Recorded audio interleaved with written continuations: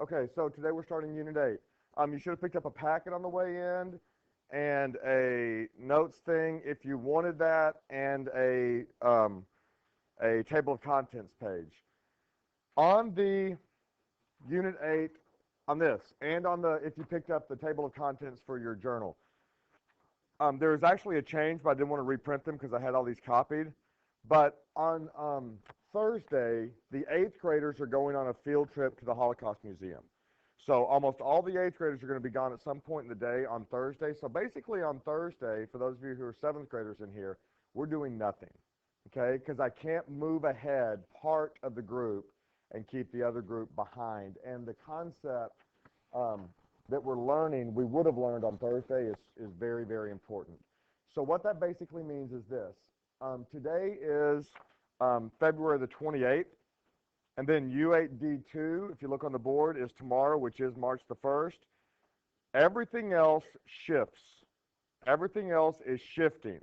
So basically what that means is we're not doing U8D3 until March the 3rd. We're not doing U8D3 until March the 3rd. So basically, so your packet looks like this. Wait, why did that not work? There it is, okay. 2 March says U8D3. 3 March says U8D4. 13 March, which is after spring break, obviously, says U8D5. What you can do is basically take U8D3 and just, it's going to go there. It's going to be on March the 3rd. So if you wanted to do that with every one of your dates, then they would be accurate. Does that make sense? Because March the 2nd, we're doing nothing. So it's almost like it doesn't exist. Okay? So 7th graders in here, y'all are just going to have a chill day. 8th graders, y'all are obviously going to be gone. Okay? Any questions on how to fix that on your things? I just don't want to have to reprint all these things because that would have stunk. Okay? All right, second thing. Today after school is the Unit 7 retest. That is today after school. If you are retesting for Unit 7, that's today after school. If you are doing a QCA retest, that is Thursday after school. You will get a look at your QCAs before the end of class. That'll give you an opportunity to kind of see what you did right, what you may not have done right. I will tell you that the QCA retest is basically a collection of the most missed questions from the QCA. Okay? Any questions on when the retesting is? Cool. All right, so let's get going today. Okay, so today we start Unit 8. Unit 8 is a unit on multiplying polynomials. Now, on number 1, how would we go about simplifying this for number 1? Like, how do we work in our head in order to solve that? What is it, Joey?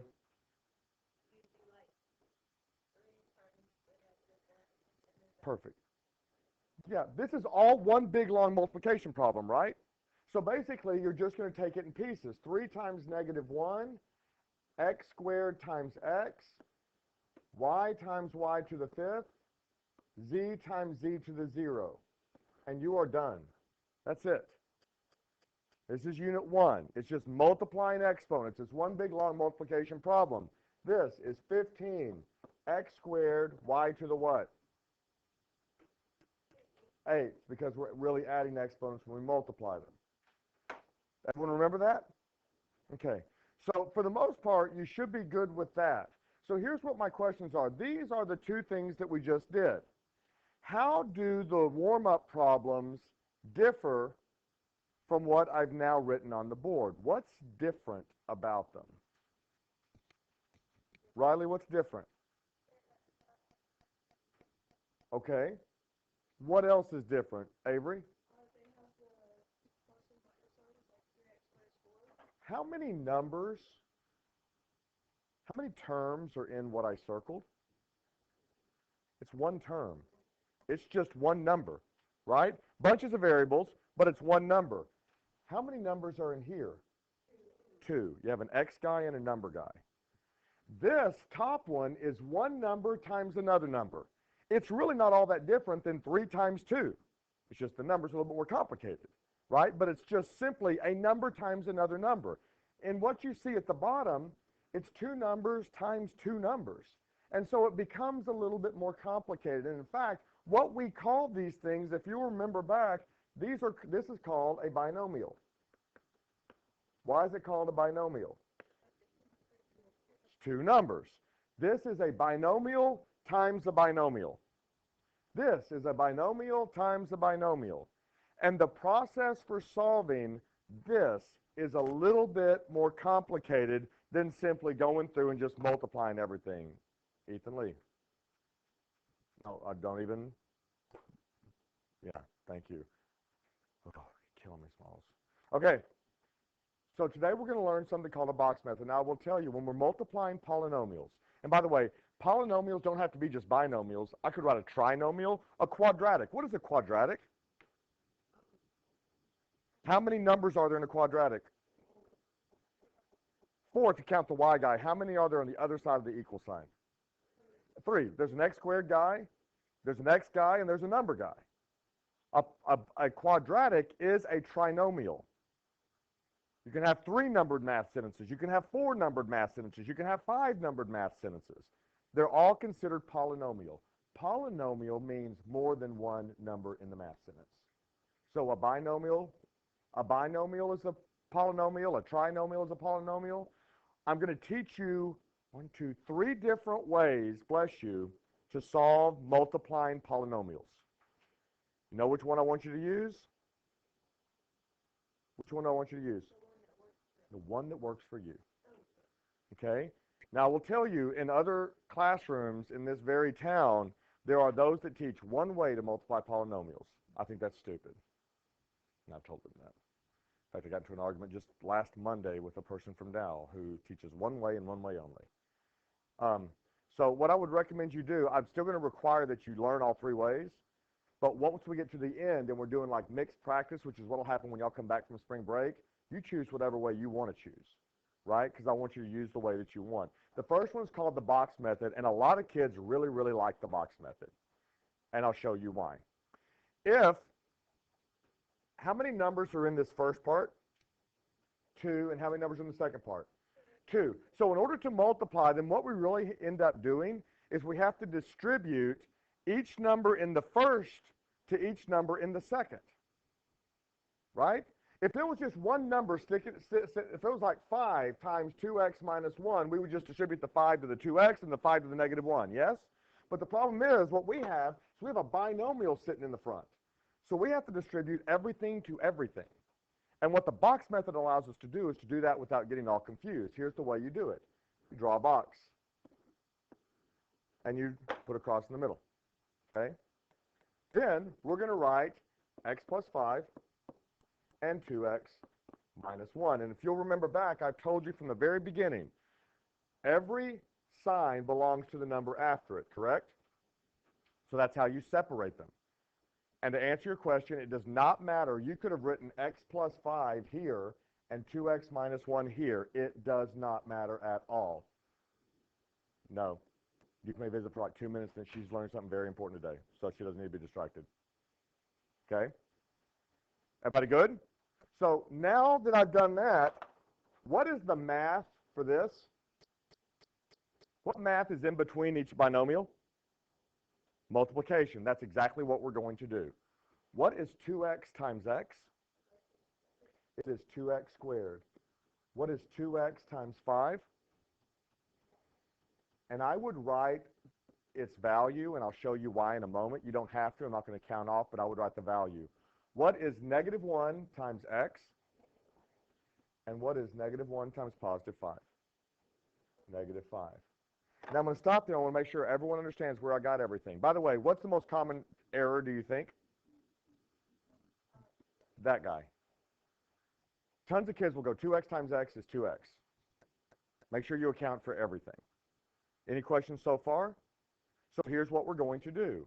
Inside the boxes, we now have 4 numbers that we've created, which makes sense because we multiplied 2 numbers times 2 other numbers. So we got 4 numbers.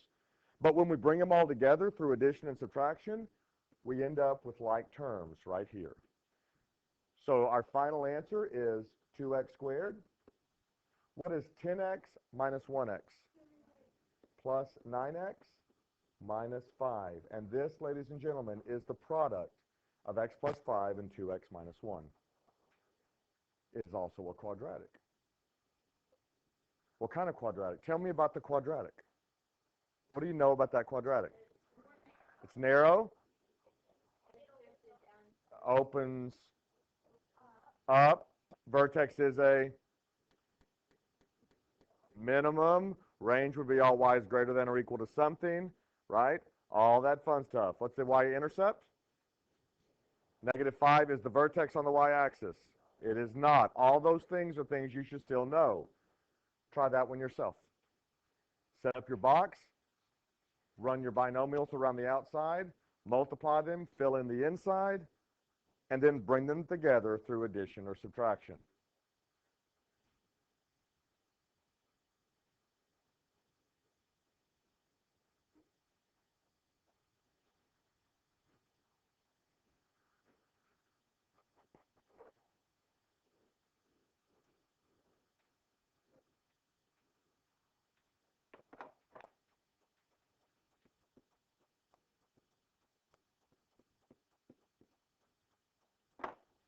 Once you get done, you can look up and check.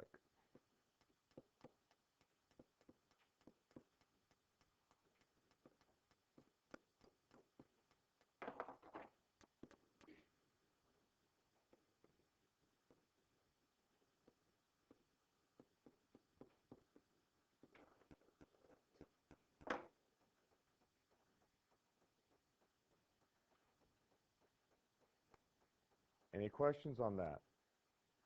Anybody mess it up? Be honest. Okay. If you'll go slowly and take your time, the box method is a lot of kids use the box method constantly. Like even though I'm going to teach you 2 other methods of doing it, a lot of kids really like the box method because it's nice, clean, and it's almost like a picture way of doing things. Okay? It's like a picture way of doing things. So let's go through this one. You can work at your desk. I'll work at mine. Let's see.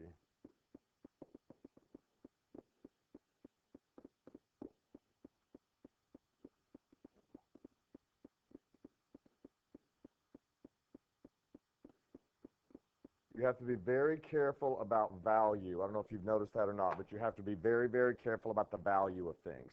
That's why I always insist on writing positives or negatives when I multiply them. That way, when I bring them together, I'm good to go. So I end up with 6a squared minus 5a minus 50. Make sense? All right, y'all do 4, and then we're going to get into one that's a little bit more complicated. Huh?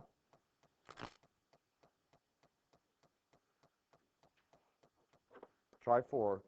Now remember, as you multiply them, make sure you account for everything.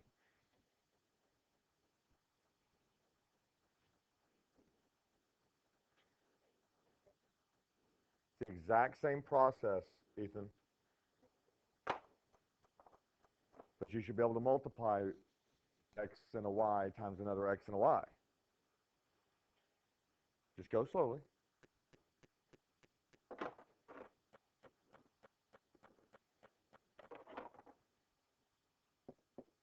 And if you're not sure, just wait and you can watch it as I do it. Okay. So for number 4, did everyone get a setup like this? Yeah? Okay, so let's set it up. What is 4x times 5x? 20x squared. What is 4x times negative 2y, using the same rules we used in the warm-up? Negative 8xy, because you have multiply the numbers, then the variables, and the variables. It's negative 8xy. 3y times 5x, positive 15xy. Don't write yx. Why not? You won't recognize these as like terms, but they are like terms. Okay? Your 2 minutes are up. Thank you. And last, what is positive 3y times negative 2y? Negative 6y squared. Now, most of the time, if you did it right, 99% of the time, these end up being like terms. So when we bring them together, we end up with 20x squared plus 7xy minus 6y squared. Got it? This is one of those skills where the more you practice, the better you will become. Now, what's different about 5? 1 is a trinomial. So watch the way I have to set this up. I'm setting it up as a big, long rectangle. But because I need 3 sections across the top, and then just the 2 on the side. Because it's 3 times 2. Now, when I'm multiplying 3 numbers times 2 numbers, how many numbers do I end up with? I end up with 6 numbers. So that's kind of what the box method allows me to set up. So I end up with 7x times x squared, so that's 7x to the third. 7x times x is 7x squared, positive. 7x times negative 3 is negative 21x. See how it's basically the same thing? And then I go down to the bottom row. Negative 1x squared, negative 1x, and positive 3. Be very careful on a negative times a negative. Now, look at the diagonals again. What do you notice about this and this? Like terms. This and this, like terms. So when we bring them all together, 7x to the third plus 6x squared minus 22x plus 3. And you try 6 before we get rolling. By the way, if you'll notice, you could have multiplied a trinomial times a trinomial. You can do a trinomial times a 4. I mean, it doesn't matter. The box method will really allow you to multiply as big a number as you need times as big a number as you need. It will, but so will all the other methods.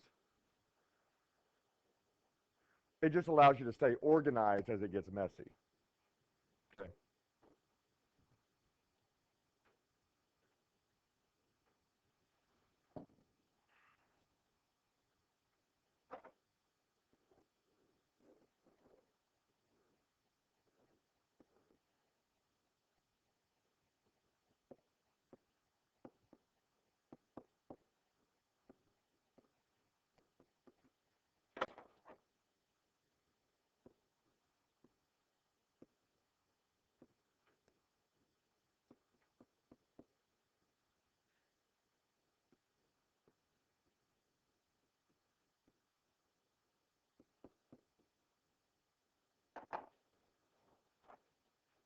So I got 27b to the third minus 3b squared plus 43b plus 10. That's what I got. But I could be wrong because, you know, that happens. If I get something different, because no kidding, I can be wrong. Okay, 45 minus 2. Okay. Now you can see this is one of those things where speed is not your friend. Speed will allow you the opportunity to make a negative mistake, to make an adding a negative mistake. All those mistakes that we're likely to make going too fast will cause you to do that. So here's what I want to do. You have classwork and homework. Okay, the classwork keys are orange. I'll put them front and back. Do your classwork and practice this before you pick up your homework, please. I will also pass out your QCA so you can take a look at them, but I will pick them up at the end of class. Thank you, guys.